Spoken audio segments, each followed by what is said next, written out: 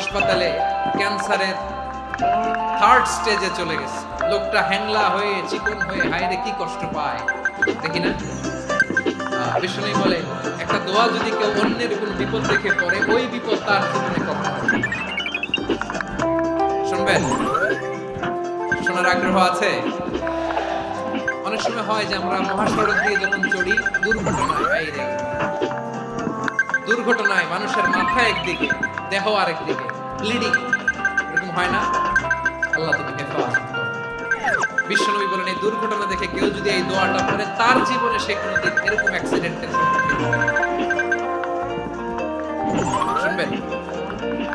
বিশ্বনবী বলেন অন্যের বিপদ দেখে কেউ যদি পড়ে, আলহামদুলিল্লাহিল্লাযী আফানি মিম্মা বাতালাকা বিহি ওয়া ফাদ্দালানি আলা কাসীরিন মিম্মান খালাকা তাফদীলা, প্রশংসা সে আল্লাহর যে আল্লাহ তাআলা